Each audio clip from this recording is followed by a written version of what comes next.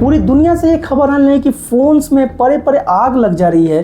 Amazon को केवल एक साल के अंदर $170 मिलियन का राइट डाउन चार्जेस इस डिवाइस के कॉस्ट पर लेने के लिए मजबूर होना पड़ा कि इन्वेंट्री में अभी भी $83 मिलियन का अनसोल्ड फोन पड़ा हुआ था कि फोन को जब पॉकेट में रखते हैं तो वो बेंड हो जाता है। इंटरनल डॉक्यूमेंट लीक होता है और जिसमें ये साफ साफ बताया गया था कि एप्पल के इस फोन में बेंडिंग इशू आ सकता है। दुनिया के कुछ फेमस और लाइफ चेंजिंग इन्वेंशन का जिक्र जब जब किया जाएगा उसमें से एक नाम स्मार्टफोन के इन्वेंशन का होगा। जिस तरह से डेली लोगों के लाइफ को ये फ़ोन इम्पैक्ट कर रहा है और जिस तरह से इसको दुनिया के कोने कोने में एक्सेप्ट किया गया है वो अब लोगों की लाइफ से इसको हटा पाना लगभग नामुमकिन हो गया है। हालांकि कुछ एडवांस सेलुलर फ़ोन पहले भी एग्जिस्ट करते थे, लेकिन आईफोन को दुनिया का पहला स्मार्टफोन कंसीडर किया जाता है वर्ल्ड वाइड। रीज़न है इसका पूरी तरह से टच स्क्रीन होना, पूरी तरह से इसके ओएस का इंटरनेट फोकस्ड होना और सॉफ्टवेयर को ऐड और डिलीट करने का ऑप्शंस होना। लेकिन इसके बाद तो स्मार्टफोन्स का जैसे बाहर से आ गई है और इन्हीं सारे ढेर सारे स्मार्टफोन्स के बीच में कुछ ऐसे फ़ोन्स भी लॉन्च हुए जो बुरी तरह से फेल हो गए, जिससे कंपनी को मिलियंस ऑफ डॉलर्स का नुकसान हुआ है। टेरिबल इंटरफेस से लेकर ऑफुल बिल्ड क्वालिटी तक कैसे एक गलत डिसीजन एक स्मार्टफोन को डम फोन बना सकती है, आज हम इसके 7 उदाहरण देखेंगे। गैलेक्सी नोट 7 आईफोन से कंपीट करते हुए सैमसंग को कुछ अलग करना था। उसने आईफोन के दिखाए रास्ते, यानी कि आईफोन ने जो स्टैंडर्ड साइज सेट किया था ना, उसका डिस्प्ले जो कि ऑलरेडी मार्केट प्रूवन था उससे बड़ा स्क्रीन लेकर आना था।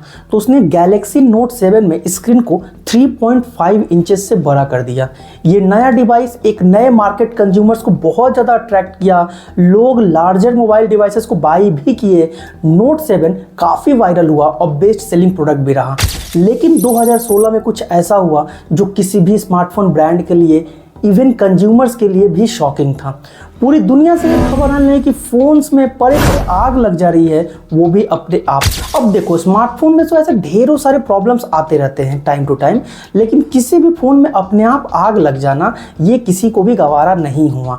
पूरी दुनिया से ये खबर आने लगी कि जो स्क्रीन साइज़ बड़ा किया है सैमसंग ने, उसकी वजह से ये आग लग जा रही है। और सैमसंग ने भी इस बात को एक्सेप्ट किया कि बैटरी में शॉर्ट सर्किट होने की वजह से जो है वो ये आग लग रही है। सैमसंग ने अपने सारे डिवाइसेस को वापस मंगा लिया और कंपनी को मिलियंस ऑफ डॉलर्स का नुकसान झेलना पड़ा और इस तरह से नोट 7 एक फेल्ड स्मार्टफोन बनकर रह गया।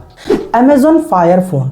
टाइम में छपी एक लेख के अनुसार अमेज़न को केवल एक साल के अंदर $170 मिलियन का राइट डाउन चार्जेस इस डिवाइस के कॉस्ट पर लेने के लिए मजबूर होना पड़ा। और सिर्फ यही नहीं, उसके इन्वेंट्री में अभी भी $83 मिलियन का अनसोल्ड फोन पड़ा हुआ था। तो आखिर ऐसा क्या हुआ कि अमेज़न जैसे बड़े ब्रांड्स को, जिसने अपना खुद का एक स्मार्टफोन लॉन्च किया अमेज़न फायर फोन, उसको एक साल के अंदर इसको बंद करना पड़ा। अब देखो, अमेज़न फायर फोन जो एक नए मार्केट में इंटर कर रहा था ना, इस फोन का प्राइस बहुत ज़्यादा हाई था। अमेज़न जो था वो आईफोन और सैमसंग के S सीरीज के साथ कंपटीशन में था, लेकिन इसके अंदर की जो क्वालिटीज़ थी ना वो उनके लेवल की नहीं थी। एक सबसे बड़ा ब्लंडर जो अमेज़न ने किया था वो ये था कि उसने अपने आप को एंड्रॉयड के साथ इंटीग्रेट नहीं किया और प्ले स्टोर iOS के सब्सिक्वेंट फायर OS लेकर आया, जहां एंड्रॉयड के सबसे इंपॉर्टेंट ऐप्स मिसिंग थे और ऐप्स की संख्या भी काफ़ी कम थी। जिसने बाई किया उनको Gmail, YouTube, Google maps, Dropbox जैसे अनगिनत ऐप्स की काफ़ी कमी महसूस हुई। ऐसा लगा कि अमेज़न यूजर्स को फोर्सफुली उनकी हैबिट चेंज करने के लिए बात कर रहा है, जो कि हुआ नहीं। और अमेज़न फायर फोन एक लेसन बनकर रह गया दूसरे ब्रांड्स के लिए कि अगर आप अपने कंज्यूमर्स को फोर्सफुली चेंज करना चाहोगे तो वो इससे आपके ब्रांड्स को नुकसान हो सकता है। वैसे दोस्तों, अगर आप चाहते हैं इसके ऊपर एक सेपरेट वीडियो कि कैसे अमेज़न फायर फोन पूरी तरह से फेल्ड हो गया है, तो आप कमेंट करके बताओ, मैं इसके ऊपर एक सेपरेट वीडियो बना दूंगा। Samsung Galaxy round.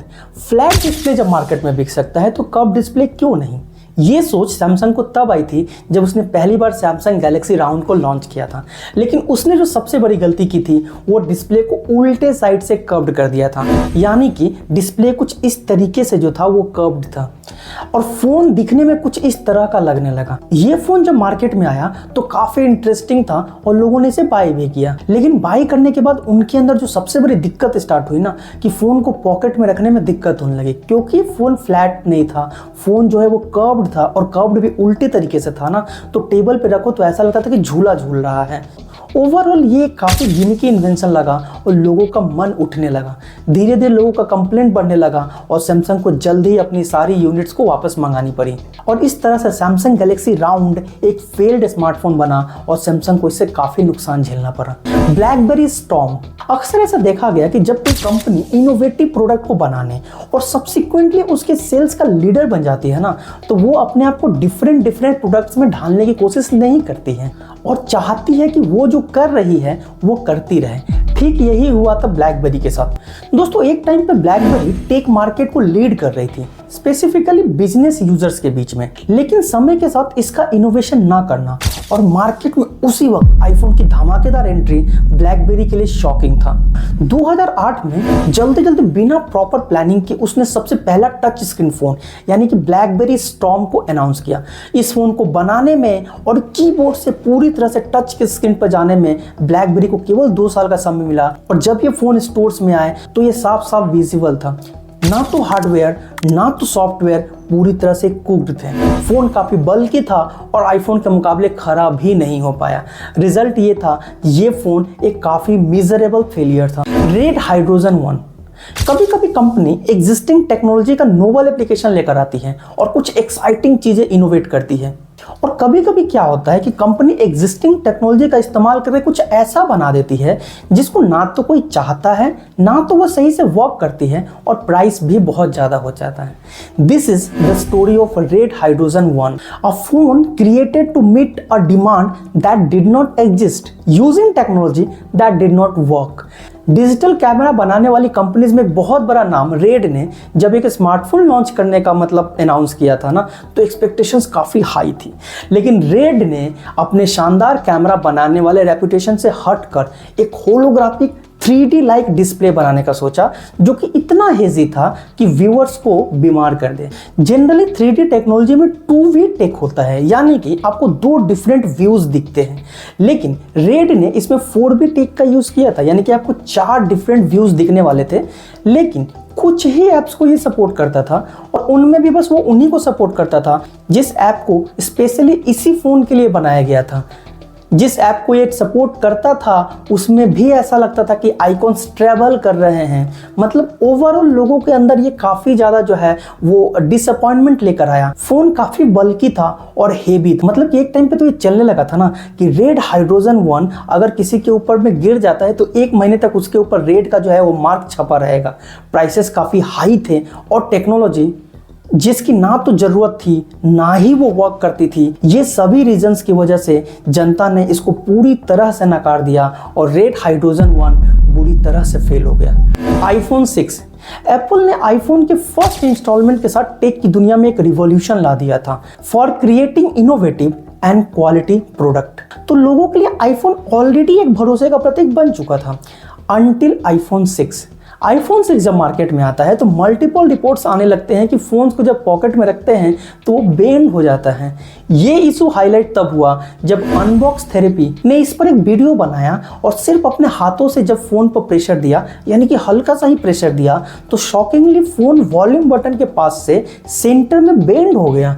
ये वीडियो काफ़ी वायरल हुआ और बाद में ये बेंडिंग इशू से रिलेटेड एक टर्म भी काफ़ी वायरल हुआ जिसको टच डिजीज़ कहा गया।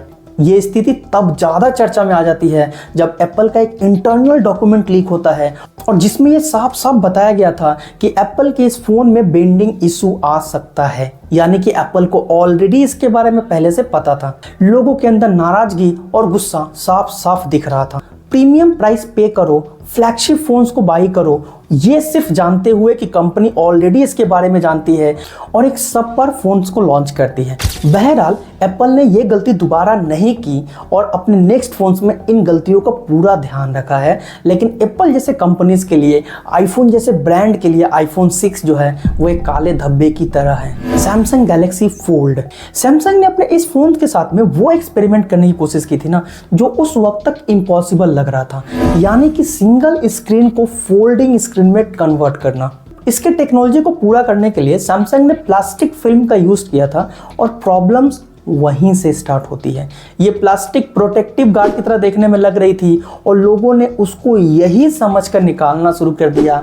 ऐसे सेवरल रिपोर्ट्स आने लगे कि लोगों ने इस प्लास्टिक को निकाल फेंका है और बाद में जब पता चला कि ये निकालने के बाद उनका स्क्रीन ब्लैक हो गया और उन्हें सैमसंग ने कोई वार्निंग भी नहीं दिया था इसके लिए। एक और अपडेट के अनुसार केवल 2 दिन के अंदर गैलेक्सी फोल्ड का स्क्रीन टूट जाता है और अनयूजेबल बन जाता है। जहां से स्क्रीन फोल्ड होता था वहां से प्लास्टिक फिल्म फटने लगती है और इसके साथ जरा सा भी अगर आप टच करते हो तो स्क्रीन ब्लैक हो जाती है। इसके अलावा कुछ केसेस में डिस्प्ले बीच से ही ब्लैकआउट होकर 2 स्क्रीन में बढ़ जाता है। इस तरह के सेवरल इशू जो है वो मार्केट में आने लगे और सैमसंग के इस फोन का प्राइसेस बहुत ज्यादा हाई होने के कारण जो है वो लोगों ने इसको वापस करना शुरू किया और सैमसंग के इस गैलेक्सी फोल्ड का प्राइस बहुत ज्यादा हाई होने के कारण जो है ये फोन मिजरेबली फेल्ड हो गया था। तो दोस्तों ये थे हमारे टॉप के 7 ऐसे फेल्ड स्मार्टफोन जो कि लॉन्च होने के वक्त तो काफी अच्छी इंटेंशंस के साथ आए थे, कुछ अलग करने के लिए, कुछ इनोवेशन करने के लिए, पर लॉन्च के कुछ दिनों के अंदर, कुछ महीनों के अंदर ही पूरी तरह से पिट गए। आपको इनमें से किस फोन के बारे में पहले से पता था कमेंट करके बताइए। और दोस्तों अगर आपको इस वीडियो का सेकंड पार्ट चाहिए तो कमेंट में जरूर बताना, हम लेकर आ जाएंगे। वीडियो पसंद आई तो इसे लाइक जरूर करें, चैनल पर नए हैं तो चैनल को सब्सक्राइब करके बेल आइकन को दबा दीजिए। मैं मिलता हूं आपसे नेक्स्ट वीडियो में किसी और टॉपिक के साथ, तब तक के लिए जय हिंद, वंदे मातरम।